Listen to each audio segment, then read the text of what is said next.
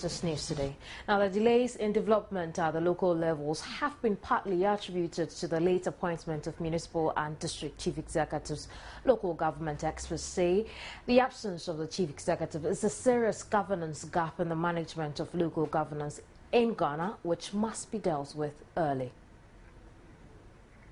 Governance at the local level is designed that the district executive is made to represent the president and thus bringing governance closer to the people. In the absence of the chief executive, the regional minister acts in that capacity and sees to the day-to-day running of the assembly in accordance with the Local Government Act. But for local government expert Eric Odrosai, it thus creates a system where political linkage is broken and thus introduces a big weakness in the system. The chief executive gives approval and authorization, if you want to call it, to various expenditure. So the absence of a chief executive is a serious governance gap in the management of local governments in Ghana. And the earlier we speed up the process, the better. Else it is becoming expensive, it is creating problems in our democratic processes, it is delaying development, and it doesn't make room for improved local governance. For the experts, the appointment of the municipal and district chief executives should go alongside with the presidency. Be it as it may, we have to reduce the interval.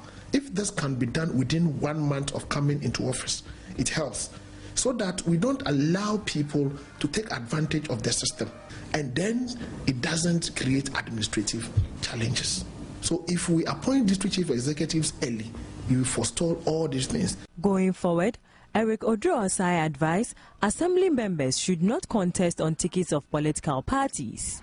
Would election produce a manager who can manage the assembly like a business? If election can produce that, then we should elect the person. But if election cannot produce it, then we should find another way of bringing out the most competent person to bring development. I am looking for a situation where, or a day when, the DCEship will be advertised in the papers, specific qualifications put in there, people are interviewed so that we will be able to establish the most competent person, because we need people to manage the assemblies like managers. He also advised that the local government laws should be translated into the local language to make those involved in local governance have much understanding of documents they deal with.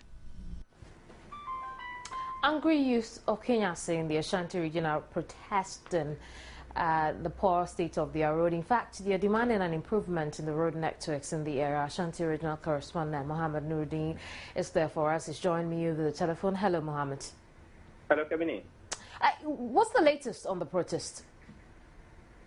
Kamini, peace has been restored in Kenya and the surrounding communities here in the Ashanti region. Residents, you can see the residents are now, some of the residents are now interacting with the police. But what they are saying is that they want their route to be constructed. They want the government to come to their aid, or they would continue with this demonstration. And earlier we spoke with the Sambleman, and he is saying that if nothing is done about this particular route, they would continue with the demonstration every 100 days. So they're calling on the government to do that immediately. But we've been trying to speak with the police to find out about this particular demonstration. But the police are saying we should hold on a bit. They're getting some information, and they will get back to the media and then give them the necessary information. I see. But tell us about this road network the youth of Kenya say are protesting for. Okay, this road network is from Kumasi, Antois, and Bonyer Road. It leads to Antois. And when you're coming from Kumasi, that is from the airport runabout, that is where you take this particular road. And as I'm speaking now, you can see that the road is very deplorable. They are saying that anytime they are sending a sick person to the hospital, I mean, it takes them a long time, and that is the effect of what is happening here. So for them, it is very, very important that the road should be constructed immediately, because they're saying they're facing a lot of challenges on this particular road. one could see so many potholes on this road, and that is very dangerous to a resident, according to the information we get. Thank you very much, Nuruddin. Mohammed Nuruddin is our Ashanti regional correspondent. The Students Representative Council and the Graduate Students Association of the University of Ghana campus have organized an executive committee meeting over charging of road tolls by the university. Now, the university started charging road toll from February 1, 2014, and according to the university, the toll would be used to help pay for the 7 million Ghana cedi loan it acquired to rehabilitate and construct all the major and adjoining roads on campus. Private vehicles are paying 1 Ghana cedi. Commercial vehicles are to pay 2 cedis, while heavy-duty trucks would pay 3 cedis. The university toll booths per entry. Meanwhile, 2 students of the University of Ghana have sued the institution at the Supreme Court over the decision by authorities to charge road tolls. The 2 who brought the action in their capacity as citizens are praying the Supreme Court to stop the university from charging the said road toll. They are accordingly urging the highest court of the land to declare the action of the university as unconstitutional. And as Victor Apau and Musa Mustafa, per their reliefs, are seeking the court to perpetually restrain the university and its agents from charging motorists who ply the university's routes. The University of Ghana is being sued as an entity. Joined to the suit is the Attorney General.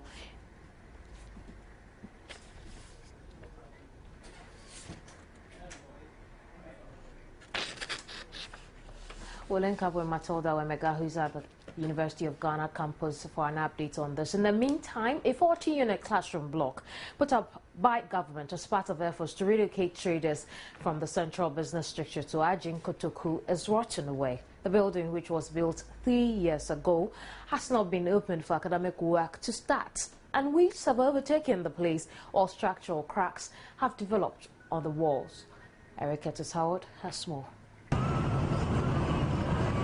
The community of Ajin Kotoku came into the news sometime in 2004 when the government at the time put in plans to transform the community into a commercial trading center. Under the plan, traders at Agbubloshi and the squatters at Sodom and Gomorrah were built to be resettled at the community as part of efforts to decongest and open up trade in the capital. Government acquired about 230 acres of land at Ajin Kotoku for new housing projects as well as commercial and industrial estates. It comes with facilities such as a 40-unit classroom block, a clinic, a community center, stormwater drainage system, a sewage reticulation plant, a police station, fire station, and a market with 95 stores and a little space for sheds. 10 years down the line and 3 years after the completion of the first phase, people are yet to be relocated, and excuses for this keep flowing. This school was constructed as part of government's effort to relocate traders from the central business district to Ajin Kotoku. It's been 3 years now since the school was constructed, and nobody has occupied the building for academic work to start. Weeds have overtaken in the building, and information I have gathered indicates that the furniture in this particular building is rotting away, and several of the louver blades have been broken. The Ministry of Water Resources, Works and Housing last year promised to get the place going by February 2014. The hospital, police station and fire station are expected to be fully finished and ready for handing over by January 2014. But this is yet to be done, and this comes with another challenge as some residences around the commercial area are built to be demolished before February 28 this year. But residents are adamant and say they will not relocate, claiming they have not received compensation for their land's claim for the commercial hub project. 2011, the government compulsory acquired piece of land from some individuals here in Ajin Kotoku for project. That is market project. We have police station, we have the hospital, the fire station, and even the secondary school. Now, a memorandum of understanding was signed between the individuals and the Ghana Water Resources, Works and Housing, that they will compensate the individuals. Ever since 2011, they haven't paid anybody. But the Ghana West District Assembly is bent on going ahead with the demolition.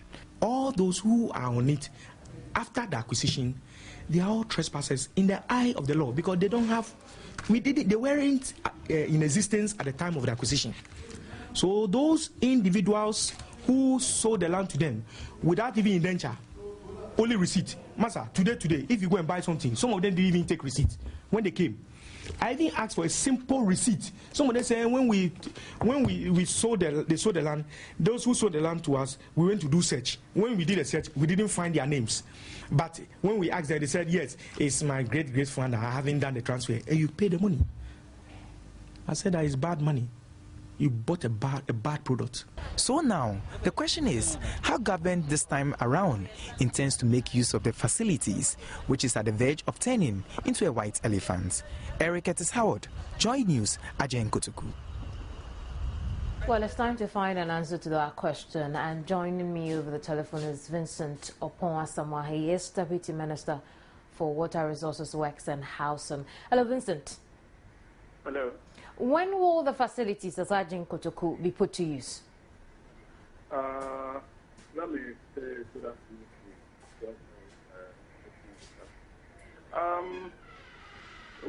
We turned moving the traders to the place by the close of this month. I'm sorry, I didn't get that.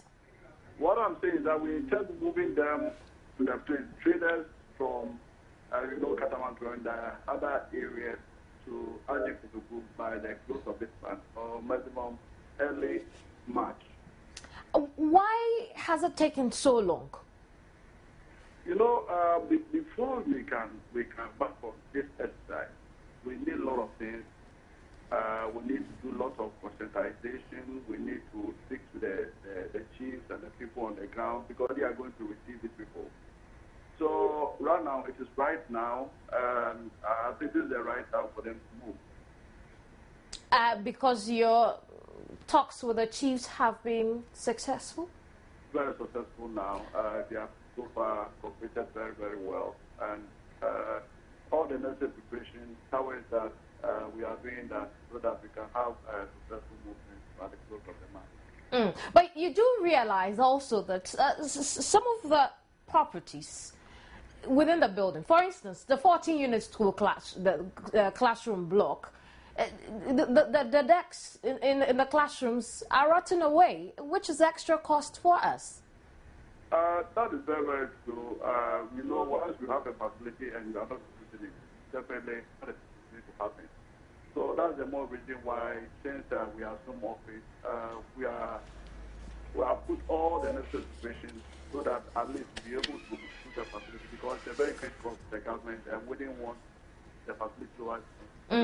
So you do agree that the taxpayers' money has been wasted?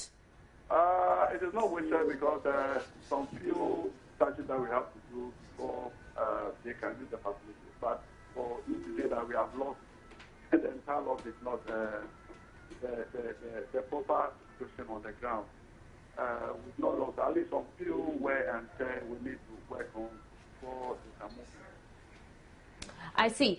Vincent, I'm going to ask you to speak up a bit because you're a bit muffled. Let's talk about these persons at Atani Kotoku who are being moved away and are demanding, the residents are demanding compensation before their structures are pulled down. Has this got to the notice of the ministry, and what do you intend to do about it? Yeah, I think those who are legitimate and who have ownership rights of those lands will be compensated before the time. Most of these structures over there, they put out these structures without recourse to the municipal assembly over there because they needed to clear permit before they could build. And most of them they did it because they knew the project and the government has invested so much. Because of the road infrastructure and other infrastructure facilities that we put at Atani Kotoku, suddenly the price of land over there soared, and people rushed in to take advantage of the infrastructure facilities that we provided over there. And before you could build, there are laws. You need to secure permits from the assembly, and most of these people do not even have it. And before even this concept, this idea was even, we decided to embark on this particular idea.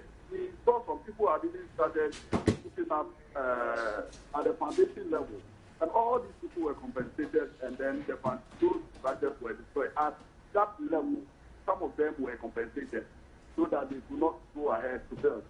But because of the period, the moment these facilities were put in place quickly, they went back there, and Ghanaians, as usual, they know once we put it, we'll get some people to come and support it. They will not demolish it. So let's go ahead and then do it. But I always ask myself why we have to gamble with the resources that we are told to secure in this way. Because the investment that we have made over there, nobody will sit down for the investment through way. Because we have water facilities, we have school, we have hospitals, we have clinics. All these facilities are on the ground there, and will not allow these facilities to go to waste. So all that we are going to do, those who acquire it legally and acquire permits to build, nobody can touch those structures. But if you have acquired it illegally and you did not take permits to build, then it's too bad. So for those who may have acquired the property or the land space illegally, what would be the alternative to pulling down their structures and rendering them homeless? What we are thinking is that, the money that we put in place, at least to develop that place, that money is exhausted. What is left is the compensation that we are going to pay, additional compensation that we are paying to the teams and the people over there.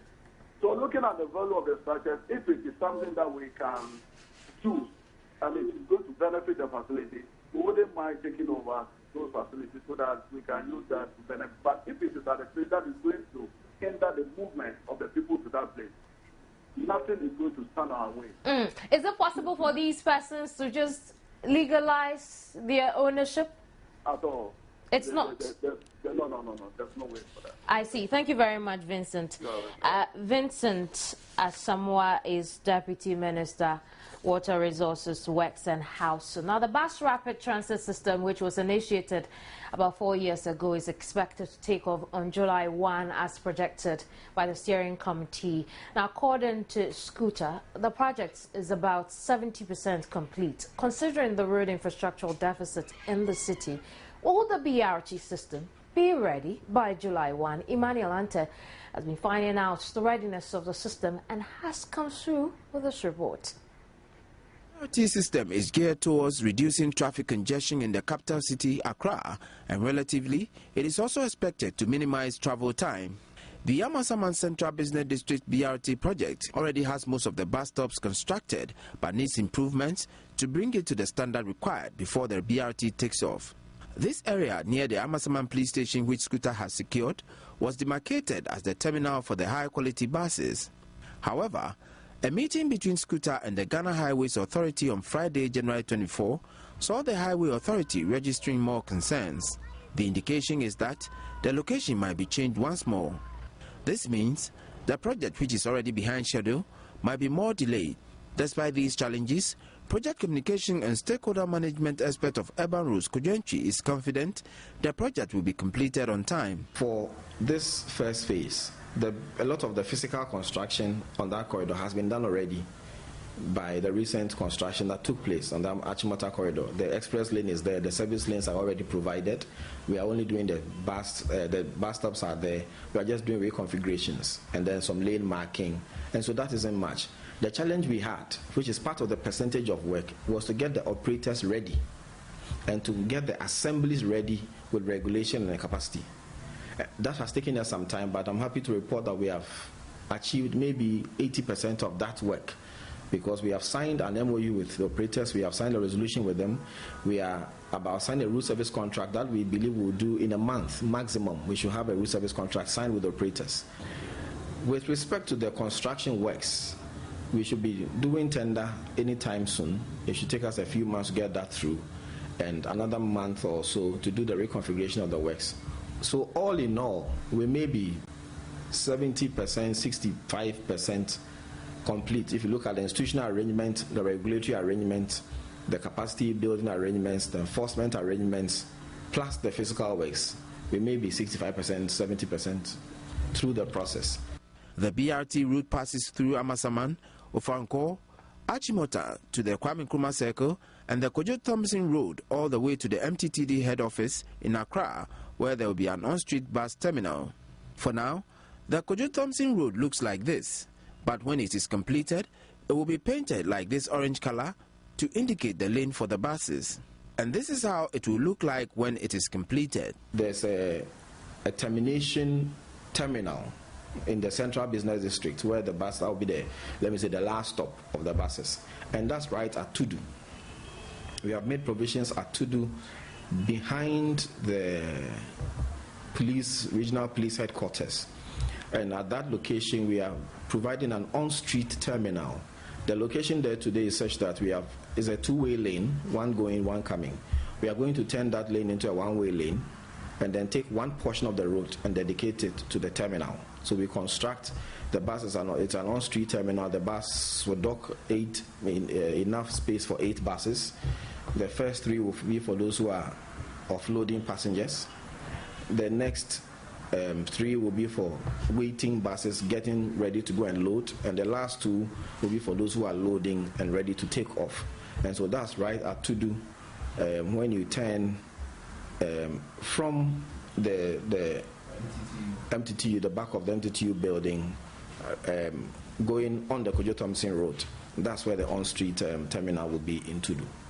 The bus drivers and conductors will be wearing these uniforms, just like it is done in other jurisdictions in the developed world.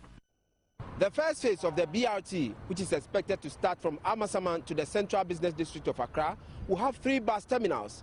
The first one will be at Amasaman, near the police station, where the steering committee says they have already procured the land and work will soon start.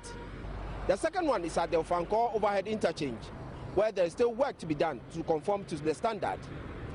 The last one will be at the Achimota bus terminal, which will also be used as the temporary depot for the project until they build their permanent depot at Amasaman. When this is completed, commuters are expected to park their cars and join the main buses to the Central Business District of Accra. As to whether the project can be finished on time or not, we will wait and see. Emmanuel, Joynews, Accra.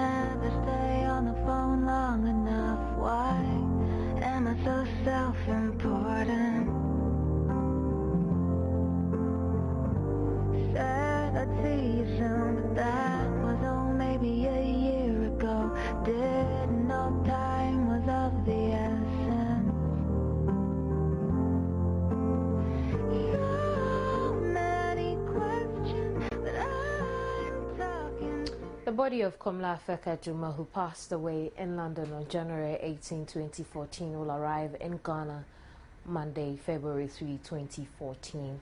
Komla's body will be formally received by the Paramount Chief of Aplau Traditional Area, Togwe Amenya Fiti V.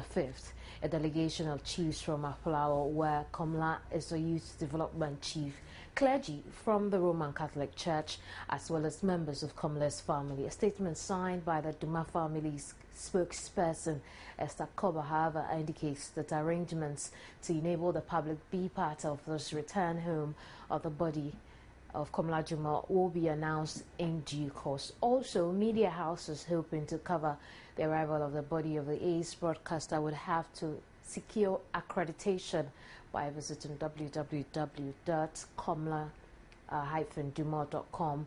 A funeral service was held by the BBC. For the BBC TV presenter and former host of Joy FM's Super Morning Show by the BBC in London. The service was held at London's St. Martin's in the Fields Church, Trafalgar Square, on Saturday, February 1. The service was attended by family, friends and colleagues of the late broadcaster. Chief Executive of Multimedia Group Limited, Kwesi Chum, was represented by COO of Multi TV, Klaus von Bakustein.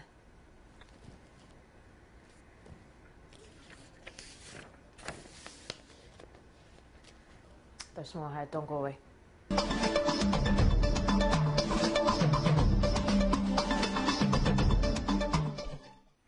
You're welcome back. Ghana Ports and Harbours Authority, GPHA, has opened 7 valid bids from corporate entities and joint venture companies, including a Ghanaian company which wants to partner the authority to expand Tema Port.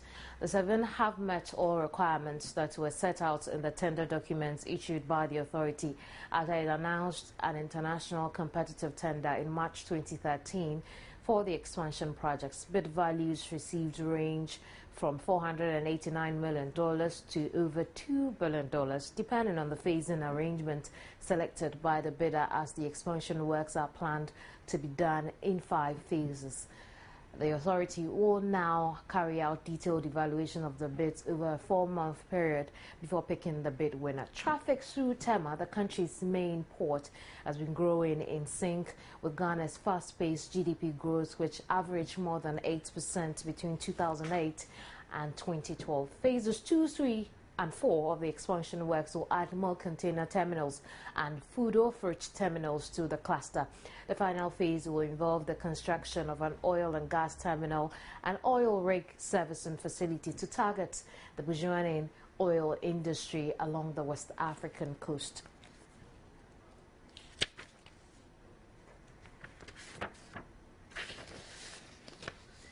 U.S. President Barack Obama says economic inequality has deepened in America, even though the country has experienced 4 years of economic growth with 8 million new private sector jobs. Obama said in his weekly address Saturday it is time to restore opportunity for all people. Porsche's chairman Wolfgang Porsche and board member Ferdinand Piëch are being sued by 7 hedge funds over its failed takeover bid for Volkswagen.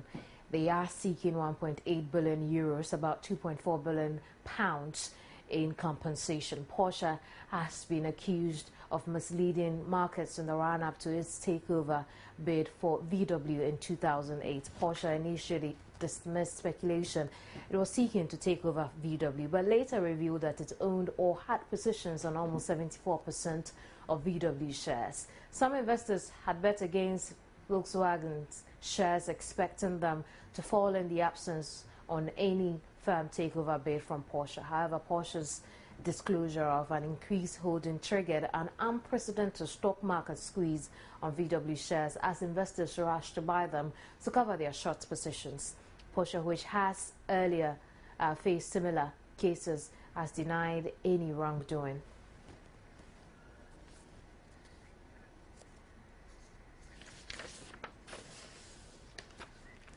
Etihad Airways and Alitalia are close to agreeing an investment by the Abu Dhabi carrier in the troubled Italian airline, the company said on Sunday. The airlines say they are in the final phase of talks, which may take another 30 days to complete.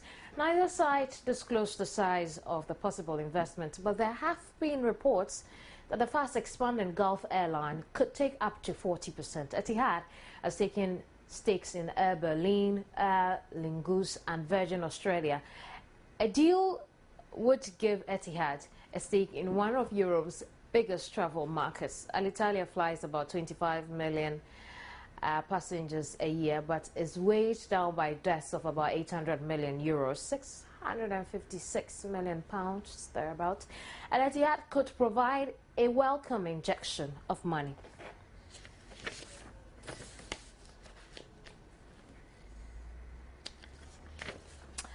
That's it for business. The Sports Next brought to you by Tigo and Cowbell.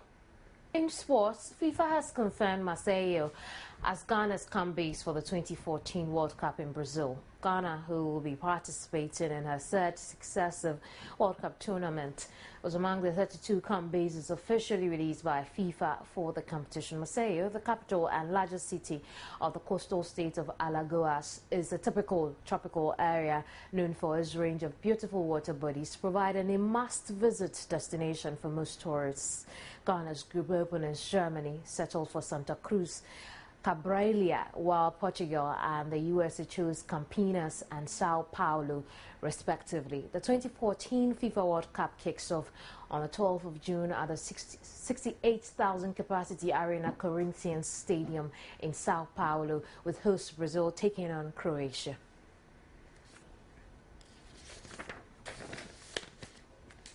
Juventus moved 9 points clear at the top of Serie A with a comfortable home victory over Inter Milan. With second place Roma's match abandoned early on Sunday, Juve took full advantage to further distance themselves from their closest rivals.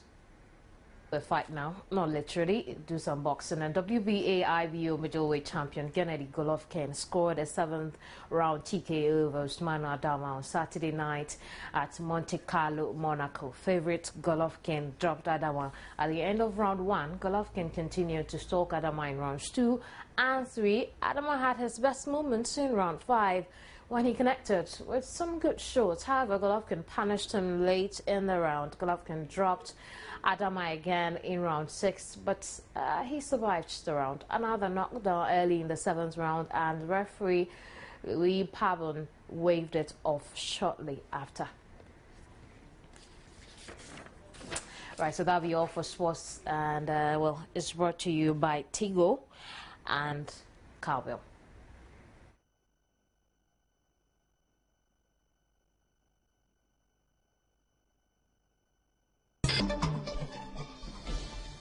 You're watching News Today. In other news, a pocket optician made from a modified smartphone is to be used by teachers in Kenya as part of trials to catch people's eye problems. 8 teachers in one of the most deprived areas of Kenya, Delali, will be trained to use the portable eye examination kit.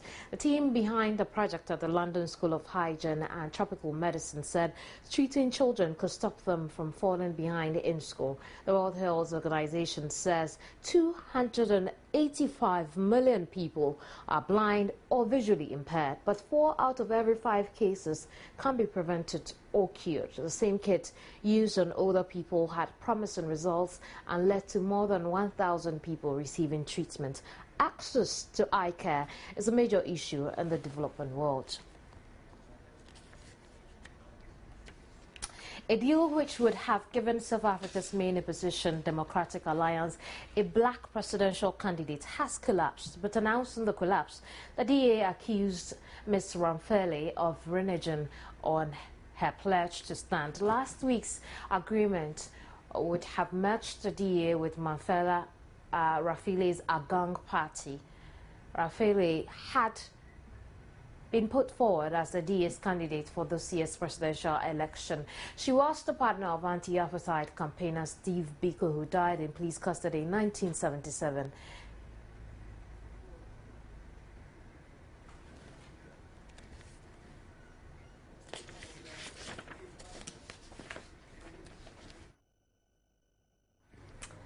An advanced team of monitors sent by East African nations is in South Sudan to set up a mission tasked with observing a shaky ceasefire agreed to by government and rebel forces. The warring sides signed the ceasefire on January 23 to end weeks of fighting, but sporadic clashes have continued, underlining the challenge regional mediators face when peace talks resume in neighboring Ethiopia next week.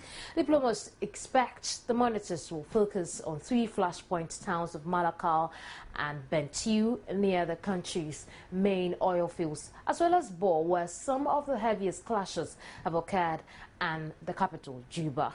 Thousands of people have been killed and more than 800,000 have left their homes since fighting erupted in mid-December, triggered by a power struggle between President Salva Kiir and his former deputy Riek Machar, whom he sacked in July.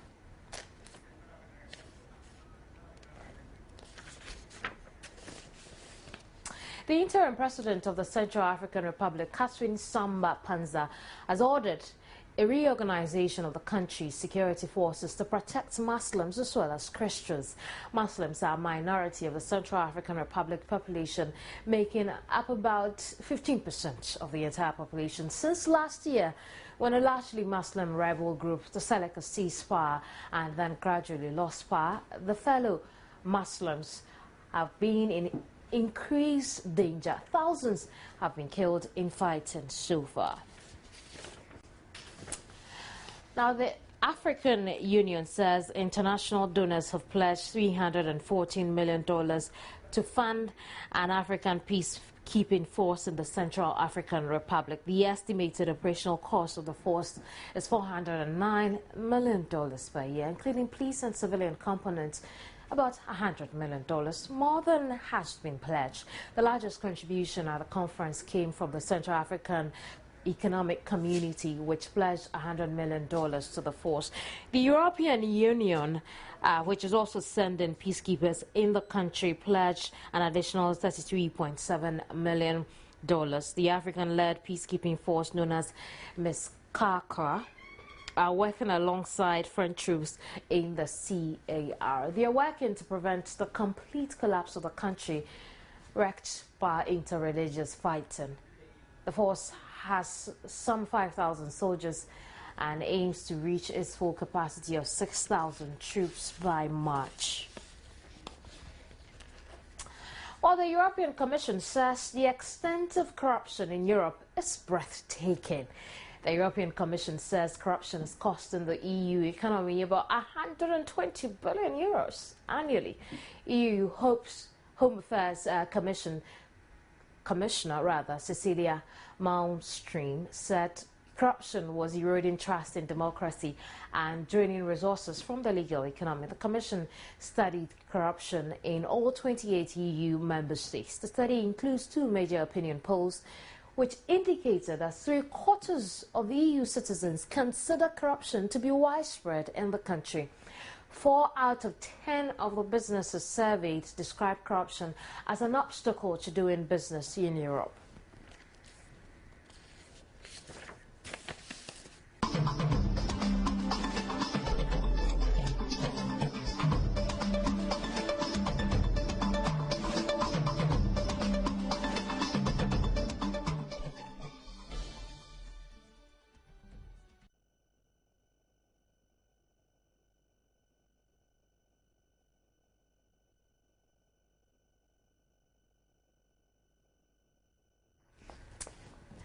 In show business, it appears that Ghana has just had an addition to its growing stock of female filmmakers, which already includes the likes of Leila Jansi and Shirley Frimpong. So the latest is Evelyn Robinson, who over the weekend had her first movie announcement premiered at the National Theatre. National Theatre, known for hosting lots of movie premiere over the years, has yet seen the premiere of the much anticipated movie Announcement. What is the matter, my daughter? Stop. Speak to me, my daughter. Hello? Announcement. Yes? My name is Reverend. Reverend, we found a daughter. Patrons were thrilled with the unique storyline of the movie. Some of the cast share their experiences. Seriously, it was a bit scary at first, but along the line it was okay. I'm happy to work with Evelyn. It's her first time. She's a wonderful producer and a beautiful story. Yeah. The director of the movie, Evelyn Robinson, also shared her challenges. It was a lot actually, especially given it was my first casting. In terms of the audition, we actually had a casting director on board, but I had to help with the casting since I was the one directing. I knew the specific people, or let me say the character traits. So casting was quite tough, but it went well. Yeah, I would say that is one of the major problems we faced. Yeah. Known for her excellence in her movies, Evelyn always managed to bring numerous awards to her table. Her first production was a TV series titled Pressure, which will soon air on national TV. Tributes are pouring in following the death of actor Philip Seymour Hoffman at his home in New York. The Oscar-winning actor, 46, was found by a friend who called emergency services. He was declared dead at the scene. A police spokesman said investigators found 2 small plastic bags and a substance suspected of being heroin. In a statement, his family said they are devastated by the loss of their beloved Phil Hoffman. is survived by his partner Mimi O'Donnell and their 3 children.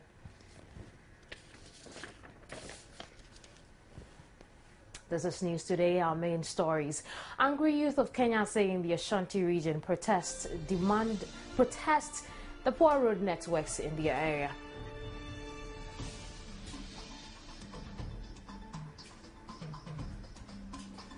Local government experts call for early appointment of metropolitan, municipal and district chief executives to ensure rapid development at the local level. Ghana Ports and Harbours Authority opened 7 valid bids from corporate entities and joint venture companies, including a Ghanaian company. The measure of South Africa's main opposition party, an anti-apartheid activist party, falls apart after just a week. Pocket optician made from modified smartphone to be used by teachers in Kenya as part of trial to catch pupils' eye problems. It's time to go. I'm totally grateful you stayed through the hour. There's more news on myjoyonline.com. My name is Kimini Nyamani Amano. Goodbye.